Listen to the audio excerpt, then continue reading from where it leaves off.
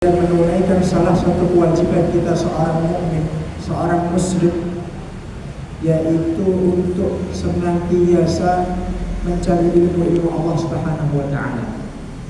Karena bagaimanapun ibu-ibu, mencari ilmu adalah wajib setiap muslim dan muslimah. Sebagaimana sabda Rasulullah SAW, talabul ilmi fardhatun ala kulli muslimin wa muslimah. Mencari ilmu itu hukumnya wajib, fardhah wajib. Bagi siapa? Bagi setiap muslim yang laki-laki dan muslim yang perempuan. Hukumnya wajib. Di sana ada ilmu-ilmu yang hukumnya fardhu ain. Ada juga ilmu-ilmu yang hukumnya fardhu kifayah. Ada juga ilmu-ilmu yang hukumnya sunnah. Ilmu terbagi menjadi 3. Ada yang fardhu ain, ada fardhu kifayah, dan ada sunnah. Contohnya apa?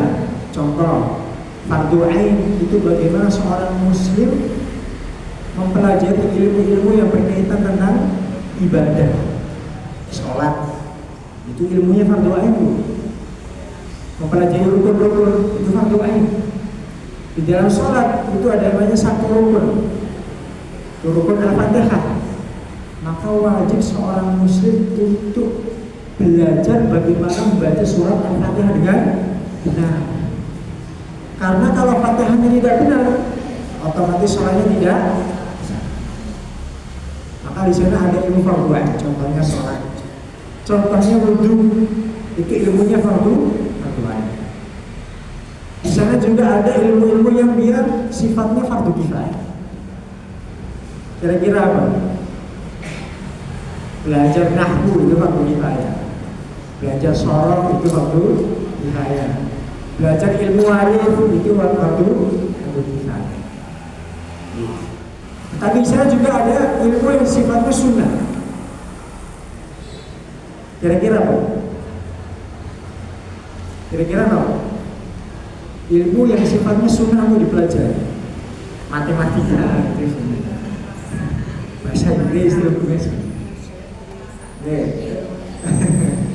biasa. Jadi ilmu itu ada yang fardhu ain, ada fardhu kifayah, dan ada sunnah. Nah, sekarang ini kita harus memperhatikan yang fardhu ain karena berkaitan dengan ibadah. Orang yang dia mempunyai profesi bisnis, maka dia juga hukumnya fardhu ain untuk mempelajari ilmu-ilmu yang berkaitan tentang jual beli. Orang yang mempunyai profesinya menikahkan orang, maka dia wajib fardhu ain untuk belajar ilmu tentang nikah. Itu seterusnya. Haji dan umrah juga sama, ilmunya fardhu. Nah, ini adalah kita sekarang di sini adalah duduk untuk mempelajari ilmu-ilmu tersebut, Pak. Yang kedua itu, marilah kita bersolawat kepada Nabi besar Muhammad sallallahu alaihi wasallam sebagai bukti bakti kita sebagai umatnya, kemudian sebagai bukti cinta kita kepada umat dan kepada beliau, karena memang satu amalan yang sangat-sangat manjur sekali agar kita nanti di hari kiamat mendapatkan syafaatnya dari beliau adalah untuk memperbanyak sholat dan salat kepada beliau. Dalam hadis Rasulullah SAW bersabda, "Man shalla 'alayya shalatan wahidah, sallallahu biha asyra." Barang siapa yang bersolat kepada Nabi Muhammad sebanyak 1 kali, maka Allah Subhanahu wa taala akan mengganjar orang tersebut dengan 10. Yang menjadi pertanyaan, apa itu sholawat dan salam kepada beliau?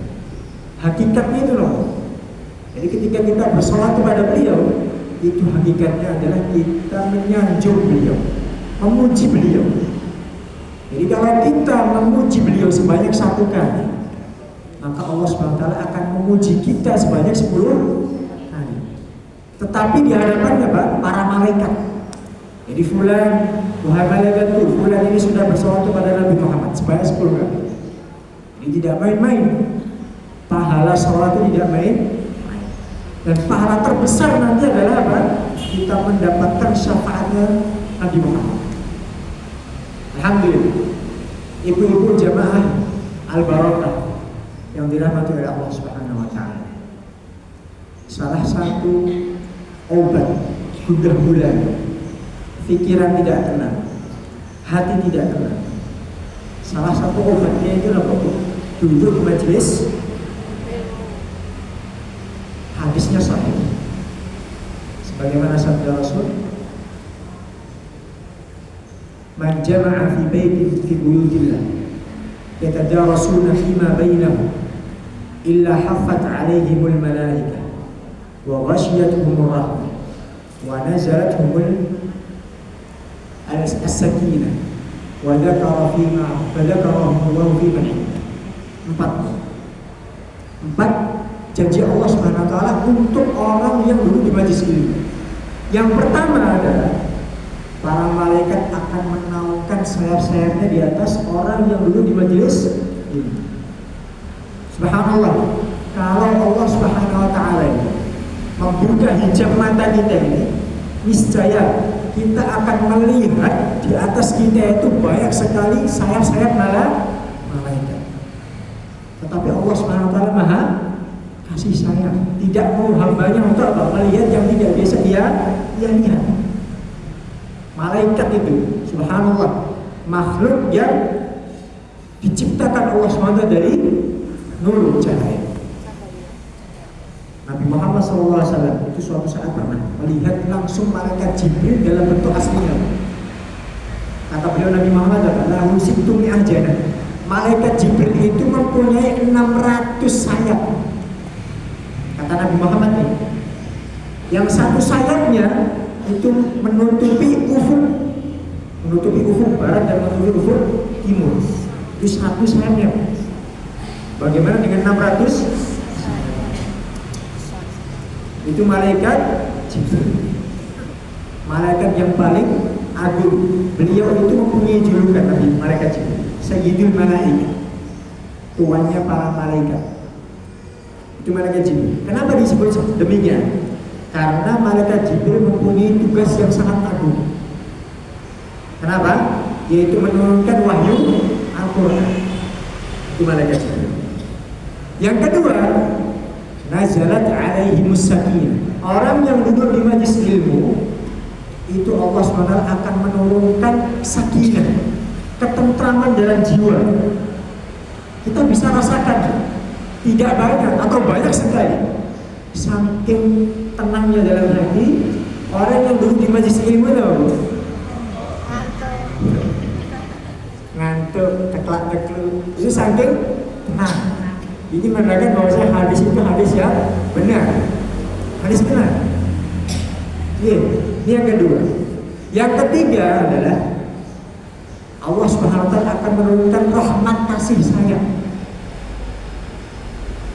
Jadi samping kanan, samping kiri, yang biasanya tidak kenal dulu dia majelis ilmu menjadi kenal, menjadi kasih sayang. Itu adalah bentuk rahmatnya Allah Subhanahu wa taala. Padahal dalam satu hadis disebutkan innalillahi mi'atu rahmah atau mi'ata rahmah. Allah Subhanahu wa taala itu mempunyai 100 rahmat. Tetapi dari 100 ini yang Allah turunkan di dunia cuma 1 rahmat. Dengan 1 rahmat ini ibu menyayangi anaknya, bapak menyayangi anak dan suaminya. Dengan 1 rahmat. Loh, bagaimana dengan 99 rahmat? 99 rahmatnya Allah nanti akan turunkan di hari kiamat. Jadi di dunia kita ini sedang merasakan rahmatnya Allah SWT sebanyak 1. Berapa persen tadi? 1%. 1%. Subhanallah. Ini yang ketiga. Yang keempat, orang yang duduk di majelis ilmu itu nanti Allah SWT membanggakan dia di hadapan para malaikat. Wahai malaikat, fulan ini sudah duduk di majelis ilmu. Fulan juga sudah duduk di majelis ilmu. Begitu seterusnya. Jadi kita ini adalah hamba-hamba Allah yang pilihan, yang bisa untuk duduk di majelis ilmu. Berapa banyak di luar sana, beribu-ribu beribu-ribu orang, berjuta-juta orang yang tidak bisa untuk hadir di majelis ilmu. Maka kita ini adalah hamba-hamba beliau. Satu kisah ini datang dari salah seorang sahabat yang mulia, Abu Hurairah.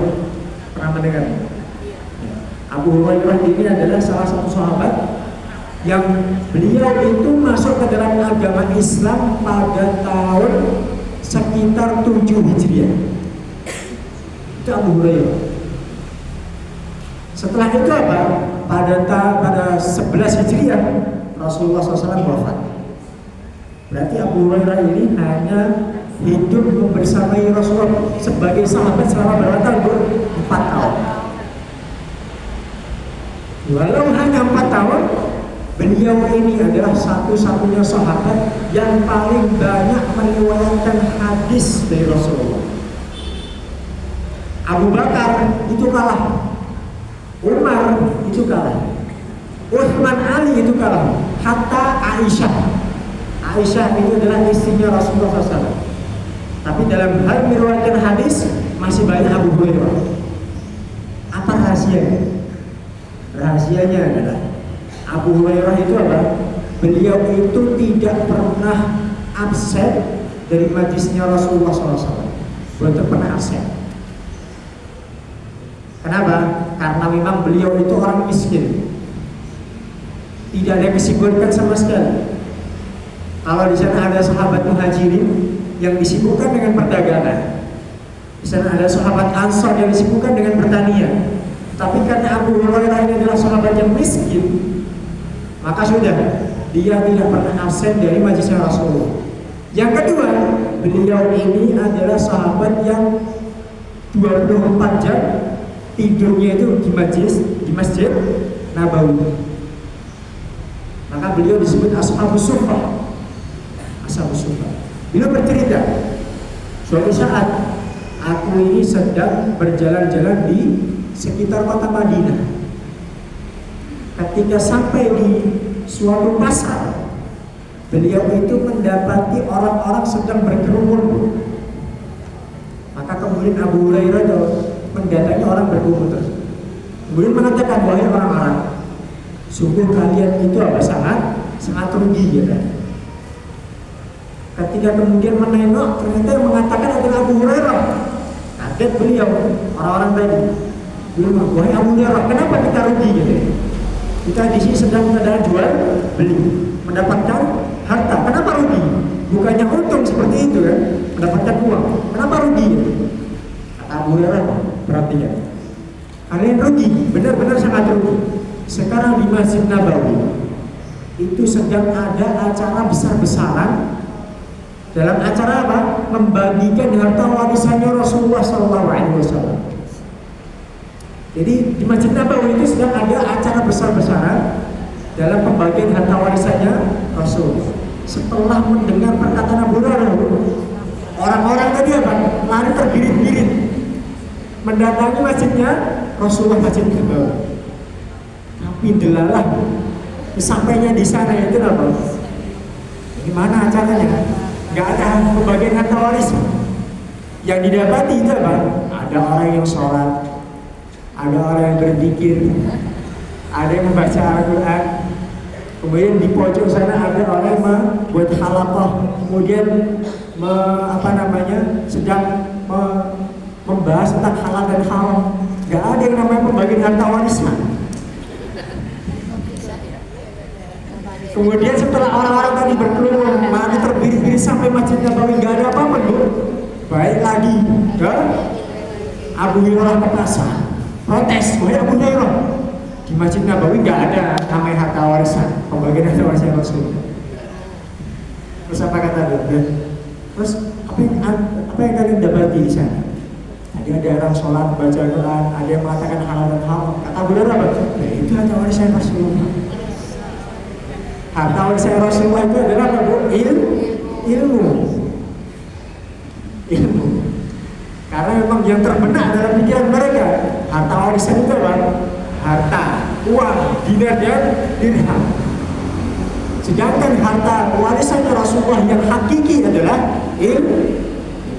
Maka sekarang ini kita sedang membagi harta warisannya Rasulullah. Karena dalam satu hadis sebutkan innal anbiya atau innal ulama warathatul anbiya. Sesungguhnya para alim ulama itu adalah pewaris para nabi. Wa innal anbiya lam yuwarrithu dinaran wala dirham. Sesungguhnya para nabi dan rasul itu tidak meninggalkan harta warisan yang berupa dinar dan dirham. Wa inna ma warathul ilma. Sesungguhnya para nabi dan rasul itu hanya mewarisi ilmu. Faman akhadahu faqad akhadha bihadzin wahid. Barang siapa yang bisa mengambil ilmu, maka sungguh dia telah mengambil harta warisan yang sangat bermanfaat, yang sangat mulia. Maka ada sedikit kisah dari Abu Hurairah. Jadi kalau kita sedang merasa hati kita tidak tenang, tidak tentram, pikiran kita kemana-mana, coba dulu di majlis ini. Insya Allah sedikit dari permasalahan hidup kita akan pakai hutang.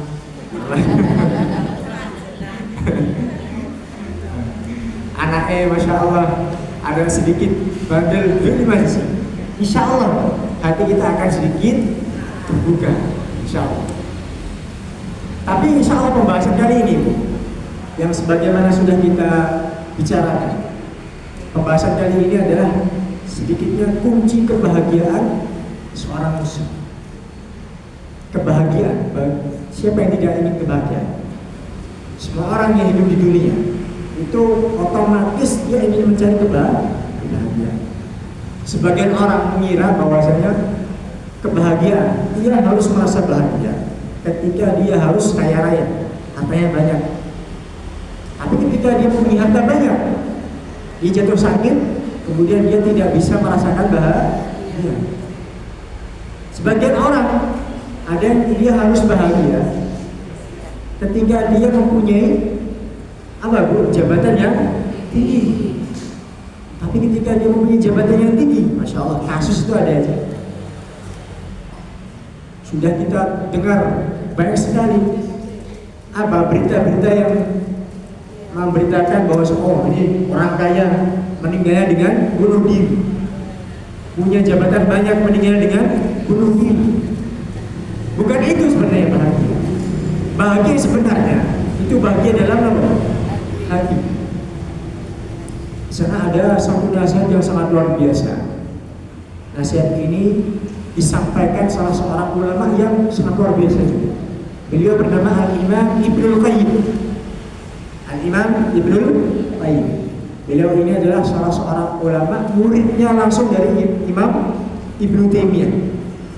Imam Ibnul Qayyim. Beliau mengatakan apa? 3 tanda kebahagiaan.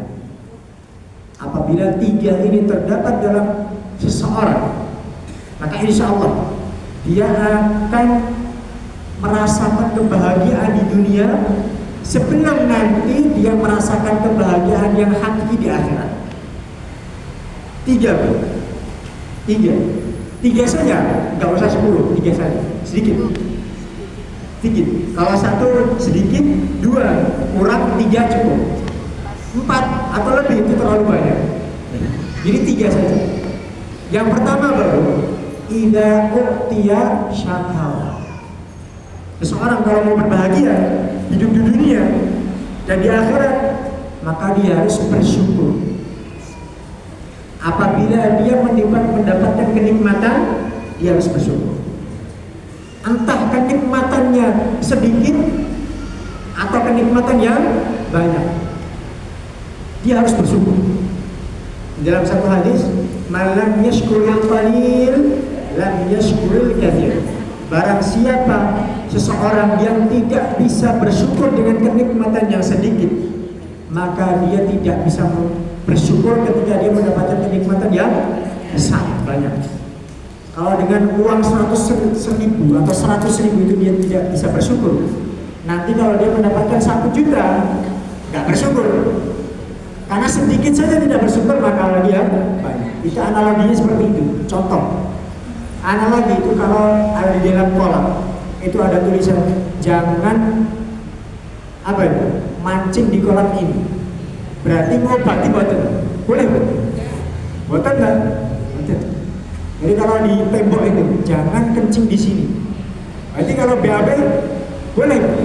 Boten. Itu analoginya seperti itu. Di dalam Quran pun ada.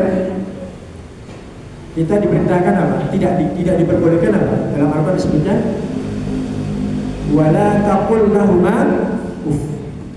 Kita sebagai anak itu dilarang atau hukumnya haram untuk mengatakan kepada orang tua kita itu apa? Uff. Hanya mengucap uff saja tidak boleh.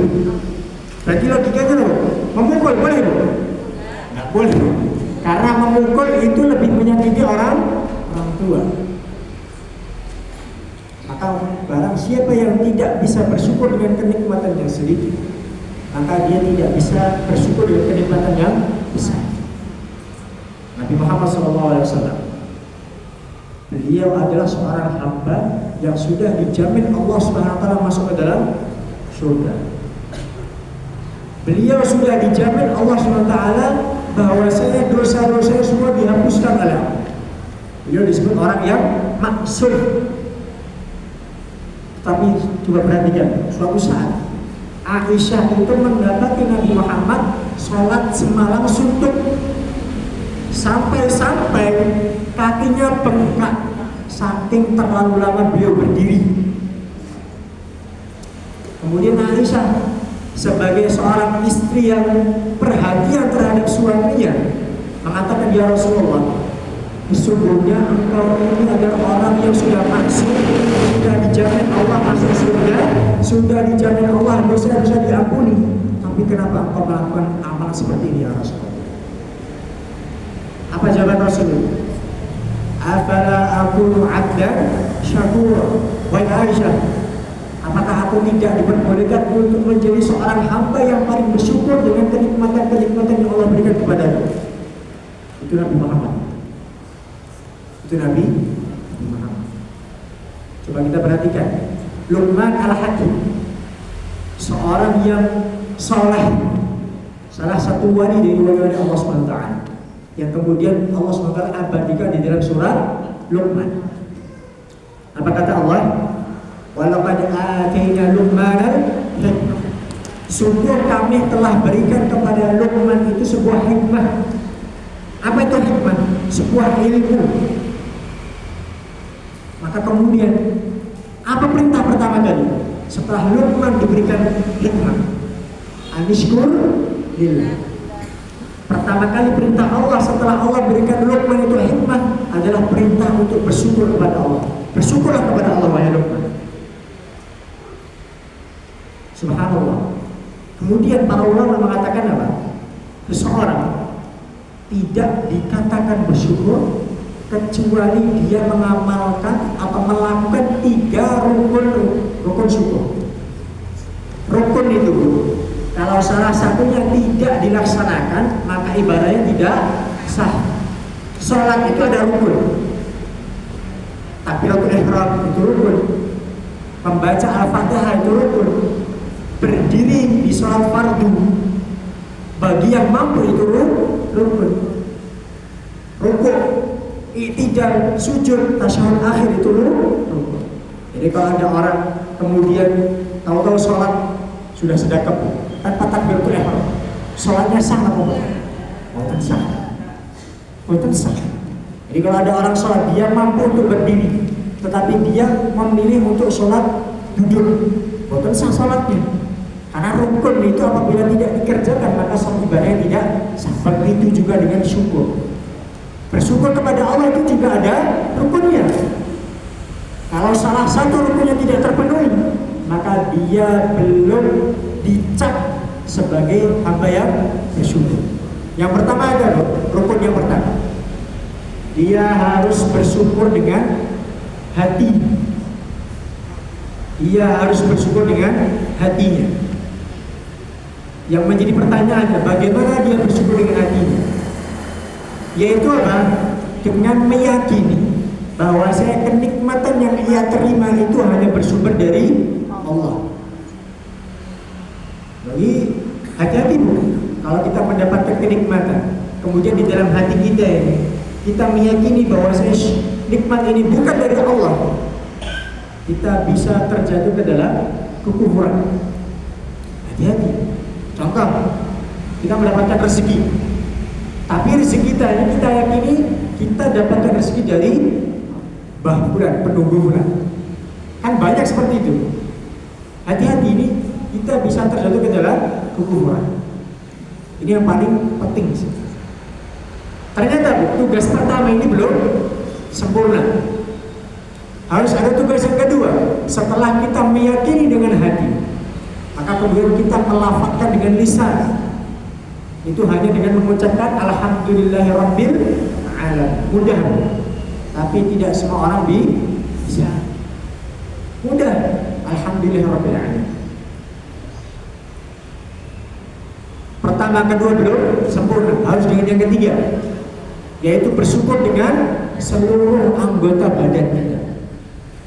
Kenapa? Karena tangan ini apa, Bu? Nikmat. Kedua tangan ini nikmat. Penglihatan ini nikmat. Indra pengacap, penciuman, pendengaran, perasa, kaki, itu semuanya nikmat. Pikiran nikmat. Bagaimana kita bersyukur dengan seluruh anggota badan? Yaitu dengan menggunakan seluruh anggota badan kita untuk menuju ketaatan kepada Allah. Jangan sampai kedua tangan kita ini kita gunakan untuk menzalimi orang lain. Jangan sampai kedua kaki kita ini kita gunakan untuk melangkah ke dalam hal-hal yang diharamkan oleh Allah Subhanahu wa taala. Jangan sampai telinga kita ini kita perdengarkan untuk mendengar hal-hal yang diharamkan Allah.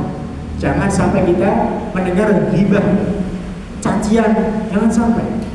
Mulut juga sama, Bu. Jangan sampai mulut kita gunakan untuk melafazkan ucapan-ucapan yang diharamkan oleh Allah SWT.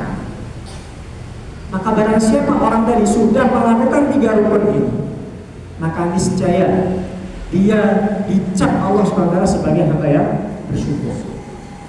Kenapa? Karena kalau kita tidak pandai bersyukur, maka hati-hati, kenikmatan bisa dicabut oleh Allah SWT. Yang menjadi pertanyaan, kenikmatan itu bersifat sementara atau selalu ada, Bu? Sementara. Kenikmatan itu sementara, tidak mungkin selalu ada. Contoh, sehat. Nikmat sehat itu sementara. Kalau nikmat sehat itu terus ada, maka orang nggak mungkin sakit. Harta itu nikmat. Kalau kenikmatan itu selalu ada, maka semuanya orang berduit semua, Bu. Gak mungkin ada namanya orang utang, gak mungkin. Maka nikmat itu adalah sementara. Kalau kita tidak pandai untuk bersyukur, maka bisa jadi Allah SWT suatu waktu akan mencabut kenikmatan tersebut. Jadi kalau kita tidak gunakan tangan kita ini untuk melakukan ketaatan kepada Allah, bisa jadi, wal'iyadzubillah, na'udzubillah min dzalik, kenikmatan tangan ini bisa dicabut oleh Allah SWT. Pikiran juga sama, semuanya. Maka kita diwajibkan untuk bersyukur. Kalau kita ingin bahagia, kita bersyukur. Berapa banyak, Bu, orang di luar sana, dia tidak punya uang, hidup di bawah garis kemiskinan, tapi kalau hatinya bersyukur, Masya Allah, dia menjadi hamba yang bahagia. Berapa banyak orang di sana mempunyai jabatan tinggi, harta banyak, tapi dia tidak bersyukur, dia menjadi hamba yang paling sengsara. Karena memang sifat dunia itu, Bu, semakin kita teguh, semakin kita haus. Bukan semakin hilang dahaga, tapi semakin kita teguh, semakin haus. Maka di dalam Islam itu ada yang namanya konsep apa? Syukur, ada juga yang namanya konsep zuhud, ada juga namanya konsep qanaah. Syukur, setelah kita mendapatkan kenikmatan, kita bersyukur. Kenikmatan yang sedikit, kemudian kita merasa bahwa qanaah, apa adanya, sudah ada yang ada, Yesus itu kita bersyukur. Maka ada qanaah. Masya Allah, dalam Islam itu konsep dalam hidup itu sudah sempurna. Tidak usah mencari kehidupan yang lain. Pertama ini, bersyukur. Penting itu. Yang kedua itu, idza ubtuliya sabar. Konsep bahagia yang kedua, dia harus bersabar. Apabila dia mendapatkan ujian dari Allah Subhanahu wa taala, maka dia bersabar. Di dalam satu hadis yang sahih juga, Rasulullah SAW bersabda, "Ajaban li amril mu'min." Sungguh menakjubkan perkaranya orang mukmin. Idza asabathu sarra syakara fakana khairan lahu. Wa idza asabathu dharra sabara fakana khairan lahu. Sungguh menakjubkan perkaranya seorang muslim. Apabila dia mendapatkan kenikmatan, dia bersyukur. Apabila dia mendapatkan ujian, dia bersabar. Dan itu adalah sebaik-baik keadaannya orang mukmin. Bersabar. Terkadang ibu, kita sebagai manusia, ketika kita mendapatkan ujian dari Allah, itu kita merasa bahwa kita adalah hamba yang paling berat ujiannya. Gimana pembahasannya? Ya, 100%. Bilang uang 1 juta, Masya Allah, ya Allah kenapa harus saya? Atau ditinggal orang yang kita sayangi, ya Allah kenapa harus saya? Jadi kita merasa bahwa kita adalah hamba yang paling sengsara ketika kita mendapatkan ujian dari Allah. Tetapi dia lupa bahwasanya makhluk di atas muka bumi, manusia yang paling berat ujiannya itu siapa? Para nabi dan rasul. Dia lupa ujian kita itu belum seberapa kalau dibandingkan dengan ujiannya para nabi dan rasul. Karena hadisnya sahih. Asyaddun nasi bala'an al-anbiya tsumma al-amthal fal-amthal. Ujian yang paling berat itu adalah ujiannya para nabi. Setelah itu adalah ujiannya orang yang semisal dengan nabi, yang semisal dengan nabi. Yang semisal dengan nabi itu sinten? Para alim dan ulama. Jadi kita manusia biasa itu belum ada apa-apa. Belum ada apa-apa. Coba kita lihat bagaimana sejarahnya Rasulullah SAW ketika beliau itu mendakwahkan Islam. Pertama Rasulullah SAW hijrah kemana? Taif. Sampainya di Taif tidak mendapatkan perlakuan yang baik, tetapi malah Nabi Muhammad SAW dilempari penduduk Taif dengan batu. Sesampainya Nabi Muhammad SAW itu apa? Berdarah-darah. Berdarah-darah Nabi Muhammad itu manusia paling agung di muka bumi, manusia paling mulia di muka bumi. Pernah bertemu dengan Allah Subhanahu wa taala. Itu dalam hal berdakwah ada janji. Kemudian Nabi Muhammad SAW itu apa? Menepi, beristirahat di bawah pohon mendang. Ketika beliau beristirahat, maka malaikat penjaga gunung itu mendatangi Nabi Muhammad. Wahai Muhammad, kalau kamu ingin aku timpakan 2 gunung ini kepada penduduk Taif, maka niscaya aku akan apa? Menimpakan gunung tersebut. Coba bayangkan Bu, kalau Nabi Muhammad mengatakan iya, sekarang itu penduduk Taif gak ada Bu, gak ada. Tetapi karena Nabi Muhammad SAW itu adalah mempunyai sifat yang rahmah, kasih sayang terhadap umatnya, dia mengucapkan, jangan, saya nanti berharap kepada anak cucu mereka itu nanti orang-orang yang bisa mengajarkan Islam. Jadi pikiran Nabi Muhammad itu apa? Punya pikiran yang masa depan, ke depan, positif. Itu Nabi Muhammad SAW. Tidak hanya itu, bagaimana Nabi Muhammad SAW ketika perang Uhud, sebagian sahabat itu diperintahkan Rasulullah SAW untuk menjaga di pos pemanah. Kalau sebagian ibu-ibu sudah pernah umroh, itu nanti biasanya ada wisata kemana? Ke Gunung Uhud. Jadi ada Gunung Uhud, ada juga nanti ada yang namanya Jabal Rumah, pos pemanah. Nabi Muhammad SAW itu perintahkan sebagai sahabatnya untuk berada di pos pemanah. Salah satunya adalah pamannya beliau, sinten lho? Hamzah bin Abdul Muthalib. Kemudian ketika perang berkecamuk, pasukan kaum muslimin menang. Kemudian menang dan pasukan kafir Quraisy itu lari terbirit-birit. Maka sudah ada ujian. Apa ujiannya? Pasukan kaum muslimin karena sudah melihat kaum kafir Quraisy itu lari terbirit-birit, mereka ini apa? Mengumpulkan harta rampasan. Yang menjadi masalah di sini, pos pemanah tadi melihat bahwa yang di bawah tadi sudah menang, sudah mengambil harta waris, harta rampasan. Pengenlah sudah menjadi apa? Naluri. Orang bersama harta itu sudah menjadi naluri. Pengennya mendapatkan harta ghanimah. Sebagainya turun, sebagian lagi masih berada di pos pemanah. Salah satunya adalah Hamzah bin Abdul Muthalib. Subhanallah. Kemudian apa? Cerdiknya Khalid bin Walid. Khalid bin Walid itu pada saat perang Uhud masih dalam keadaan kafir. Cerdiknya beliau apa? Memperhatikan bahwa pos pemanah itu sudah sebagian sahabatnya turun, maka Khalid bin Walid memutar balik ke belakang, sudah disapu habis. Sehingga menjadikan apa? Pasukan kaum muslimin kalah telak. Salah satu sebabnya adalah apa? Tidak mematuhi perintahnya Kanjeng Nabi Muhammad SAW. Sampai-sampai apa, Bu? Pada perang Uhud tersebut terdengar kabar bahwa Nabi Muhammad sudah wafat, meninggal. Yang kemudian kabar tersebut menjadikan mentalnya para sahabat apa? Turun. Subhanallah. Kemudian apa? Sampai pelipisnya beliau ini apa? Berdarah, gigi geraham ini apa? Pecah. Itu seorang nabi, Bu, bayangkan. Seorang nabi.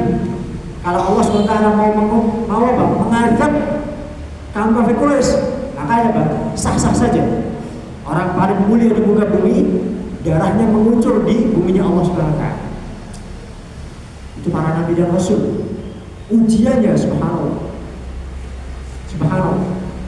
Di sana ada lagi, Bu, bagaimana orang yang semisal Nabi, sinten?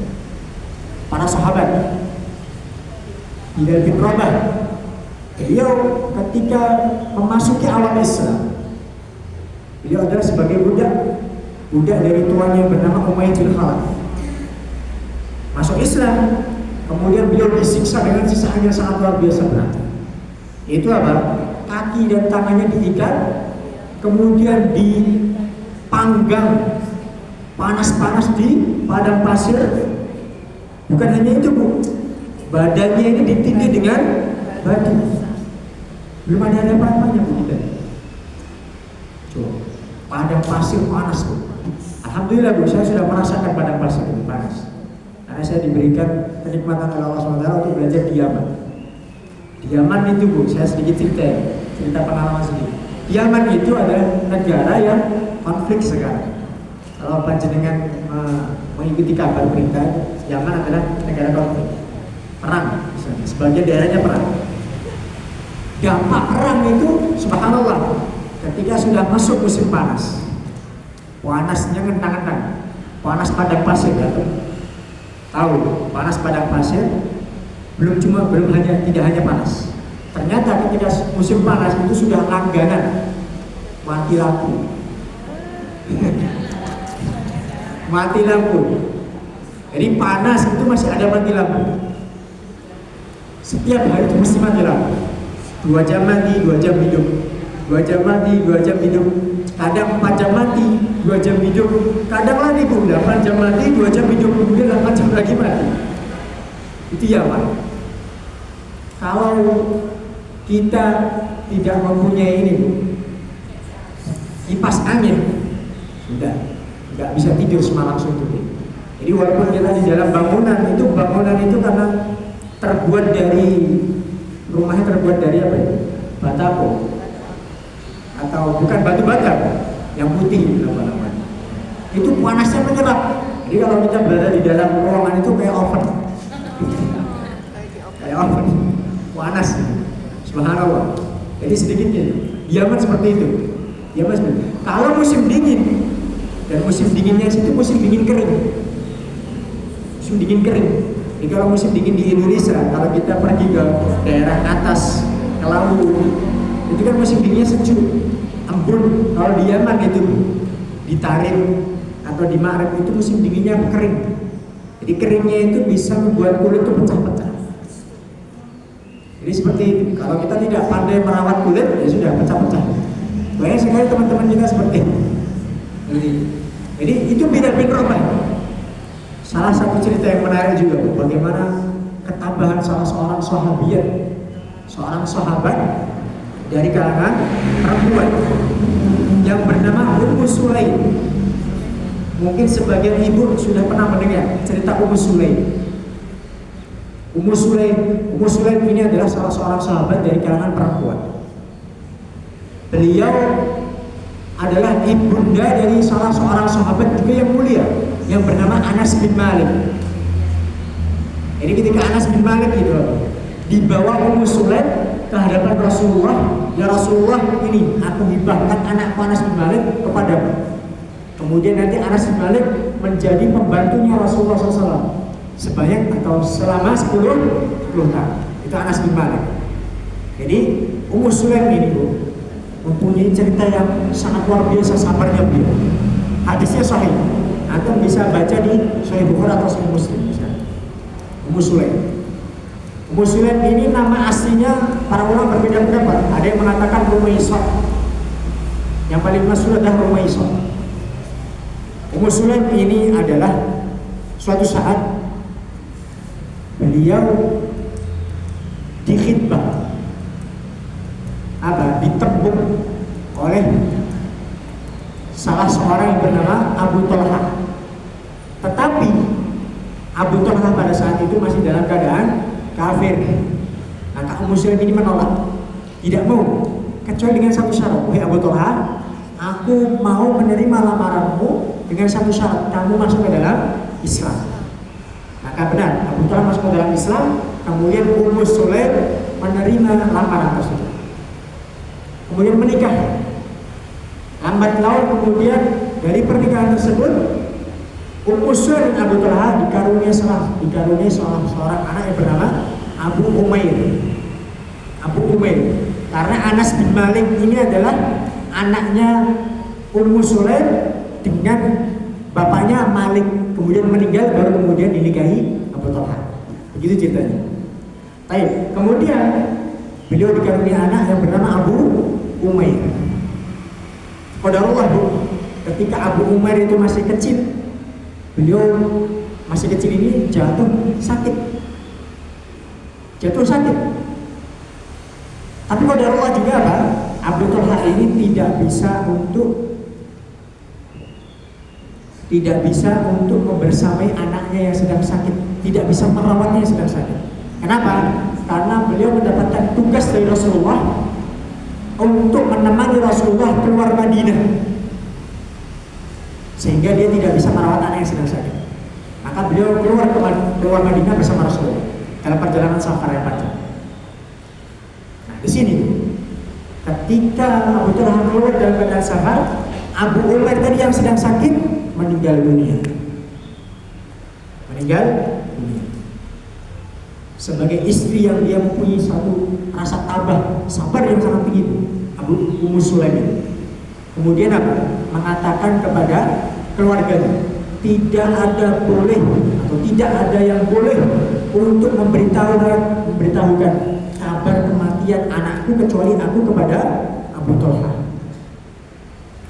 Gak ada kabar yang kemudian mengabarkan kepada Abu Talha. Sesampainya Abu Talha ini ke rumah, kalimat yang pertama kali keluar dari Abu Talha itu apa? Wahai Ummu Sulaim, bagaimana kabar anak kita Abu Umair? Jawabnya Ummu Sulaim apa? Coba perhatikan jawab. Ummu Sulaim menjawab apa? Wahai suamiku, wahai Abu Talha, anak kita sudah dalam keadaan baik, sudah dalam keadaan tenang. Padahal sudah meninggal, sudah tidak merasakan sakit.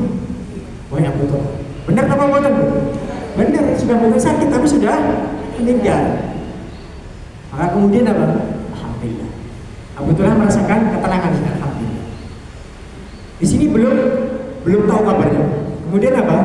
Setelah itu Ummu Sulaim menghidangkan makanan yang sangat baik, yang mana hidangan ini belum pernah dihidangkan sebelumnya. Kemudian apa? Sudah. Karena memang di situ adalah beliau Abu Talha datang di rumah dalam keadaan makan malam lah. Setelah selesai makan malam, kemudian Ummu Sulaim itu apa? Berdandan dengan cantik. Baru kemudian malam tersebut kedua seorang sahabat ini apa? Tenggelam dengan cintanya. Ini belum Abu Talha belum mendengar kabar kematiannya, belum lagi. Baru kemudian keesokan harinya, setelah Abu Talha tadi sudah tenang pikirannya, badannya sudah apa? Tidak capek. Baru kemudian keesokan hari, baru Ummu Sulaim mengatakan, wahai Abu Talha, sini, udahlah sini. Bagaimana pendapatmu apabila ada seorang yang meminjam barang pinjaman, kemudian suatu saat pinjaman tersebut diambil dari orang-orang yang meminjam? Jadi saya meminjamkan kepada ibu ini, monggo bu, saya pinjamkan jam tangan saya. Tapi setelah 1 jam saya ambil lagi. Kira-kira orang yang saya tadi boleh nggak mengambil? Boleh, karena dia menjadi haknya. Sama sih Ummu Sulaim seperti itu. Wahai Abu Talha, bagaimana pendapatmu apabila seorang yang meminjamkan barang pinjaman kemudian mengambil lagi barang pinjaman tersebut? Apakah boleh mengambilnya? Kemudian kata Abu Talha, boleh. Wallahi boleh.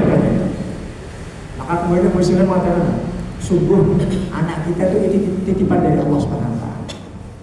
Dan sesungguhnya anak kita sudah diambil oleh Allah Subhanahu wa taala. Kemudian Abu Talha mencak-mencak. Abu Talha ini marah-marah besar.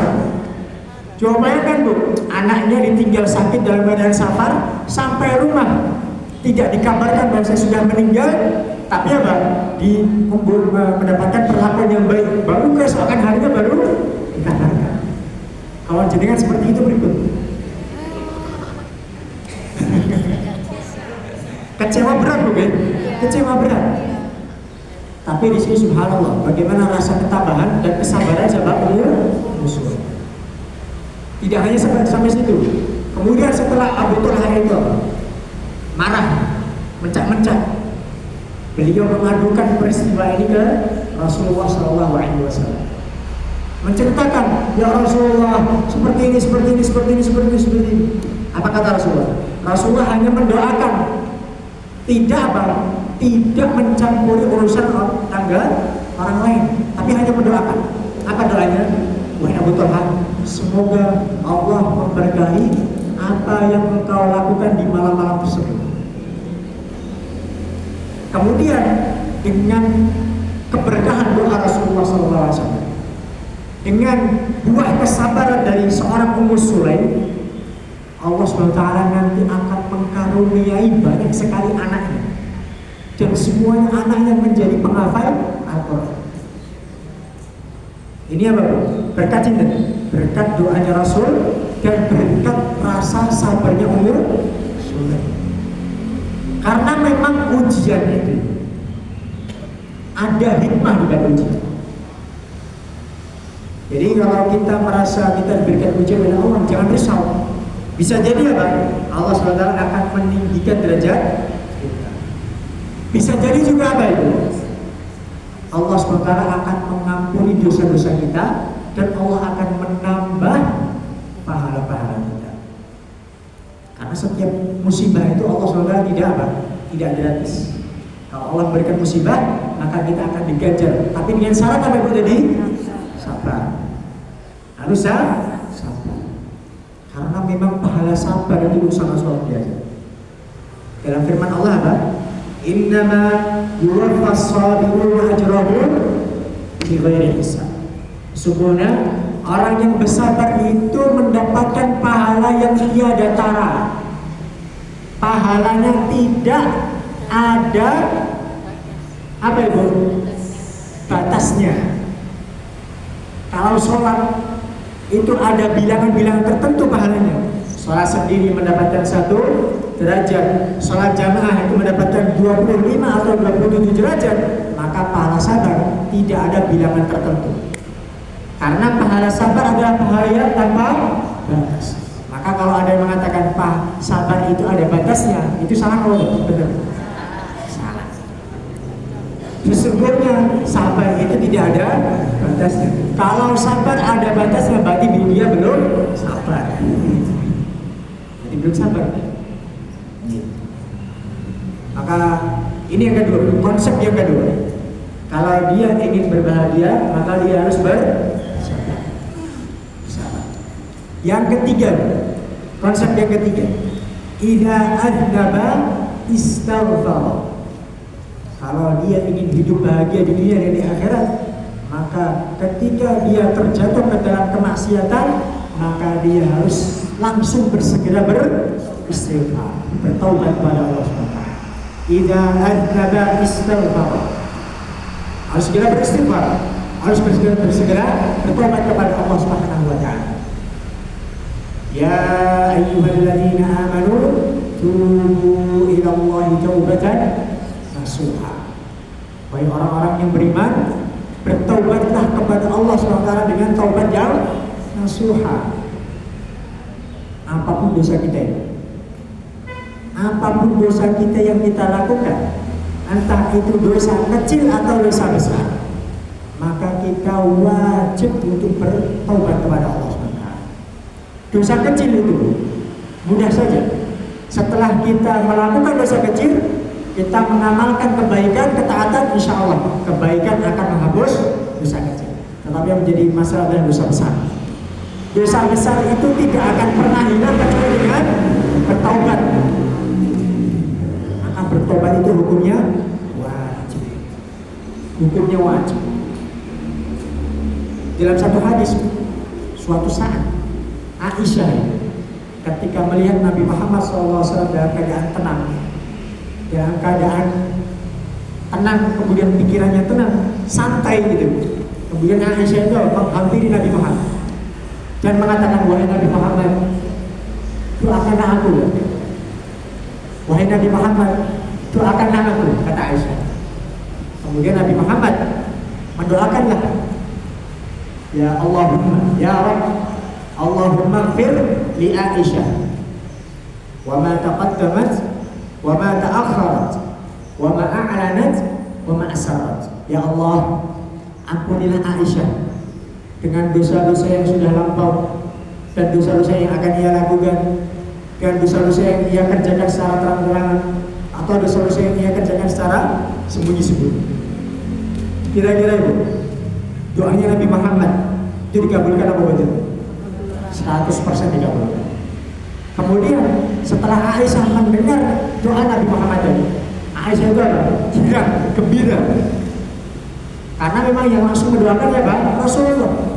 Sampai-sampai itu dalam hadis, kepalanya Aisyah ini saking bahagianya, kepalanya Aisyah jatuh ke dalam pangkuannya Nabi Muhammad. Kemudian Nabi Muhammad itu perhatikan, Masya Allah, kamu bahagia wahai Aisyah kan? Boleh jawab, bagaimana dia bahagia Rasulullah? Bahwa engkau yang senang yang langsung apa mendoakan untukku. Maka kemudian Nabi Muhammad mengatakan apa? Ilam ya Aisyah, ketahuilah ya Aisyah, sesungguhnya doa tadi yang aku doakan untukmu tadi, sesungguhnya aku juga mendoakan persis dengan doa tadi untuk umatku di setiap sholatku. Jadi kita ini sebagai umat Nabi Muhammad sudah didoakan Nabi Muhammad SAW untuk diampuni dosa-dosa oleh Allah SWT. Kullu ummati mu'afa ilal mujahid. Setiap umatku itu akan diampuni dosa-dosa oleh Allah kecuali satu, orang yang melakukan dosa secara terang-terangan. Orang yang melakukan dosa setelah itu di dalam hatinya ada rasa bangga. Kullu ummati mu'afa ilal jannah. Semua umatku akan diampuni oleh Allah SWT kecuali orang yang berbangga-bangga dengan dosa. Salah satu contoh dia berbangga dengan dosa-dosanya itu apa? Dia menceritakan dosa-dosa yang dia lakukan di malam hari. Di malam hari dia melakukan contoh, oh tadi malam saya mabuk. Atau apa Bu? Tadi malam karena mati lampu saya memetik mangga tetangga. Besoknya yang harusnya dosa tadi ia istighfarkan kepada Allah yang tahu hanya Allah dan dia, tetapi besok keesokan harinya ia ceritakan, Masya Allah. Maka hati-hati Bu ini Bu, hati-hati, bisa jadi Allah tidak akan mengampuni dosa tersebut. Tetapi Allah SWT Maha Pengampun, semua dosa pasti akan diampuni oleh Allah SWT. Apa dalilnya? Dalilnya adalah surat Az-Zumar. Kalau tidak salah ayat 43 atau 34.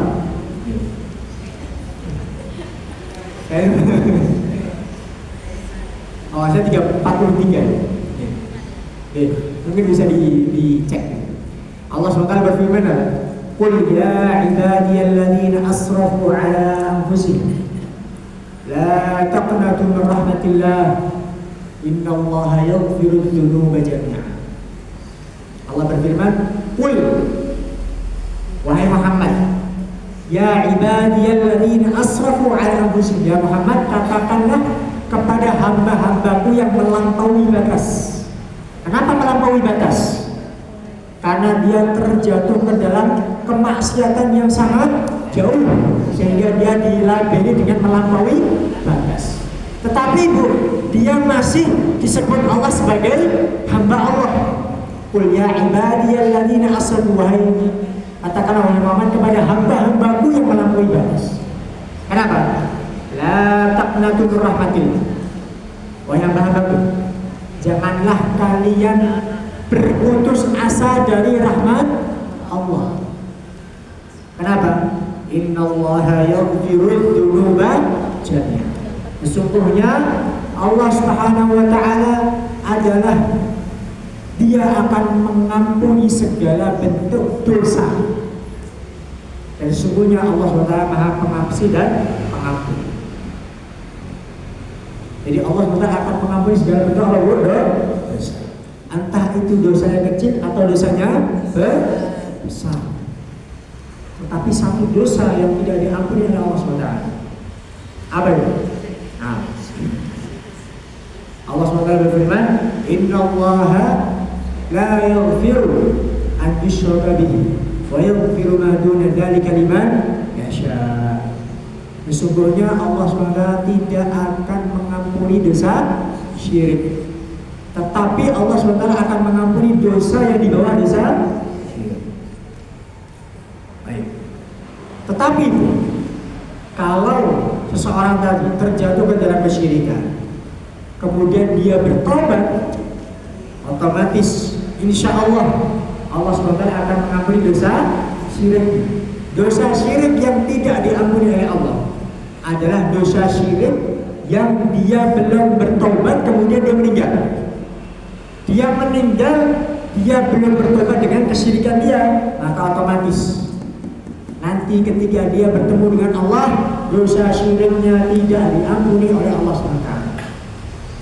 Tapi kalau tadi syirik kemudian bertobat, maka Allah akan mengampuni. Dan orang yang dia musyrik, jatuh ke dalam kesyirikan, nanti dia di dalam neraka, apa itu? Khalidun mukhalladun finnar, abadi di dalam neraka. Dan amalan kebaikannya akan dihapuskan oleh Allah Subhanahu wa taala. Maka ini adalah sedikit tentang 3 konsep bahagia. Kalau kita ingin hidup bahagia, monggo kita terapkan 3 konsep ini. 3 konsep ini. Baik. Kita ulangi Bu. Apa yang pertama tadi Bu?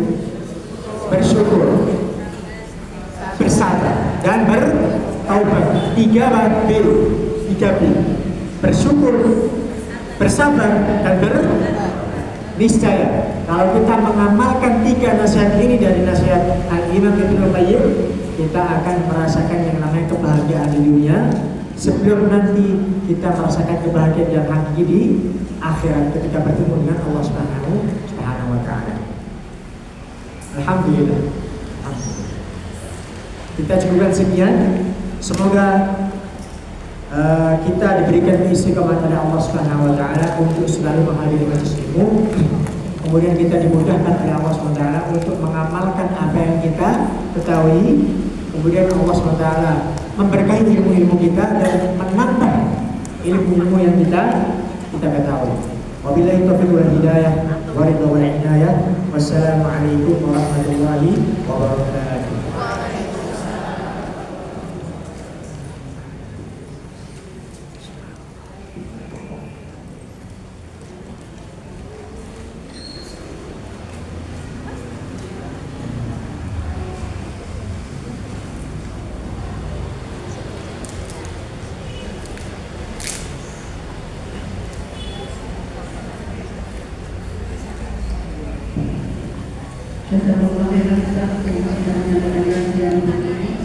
Ibu-ibu sebelum kita akhiri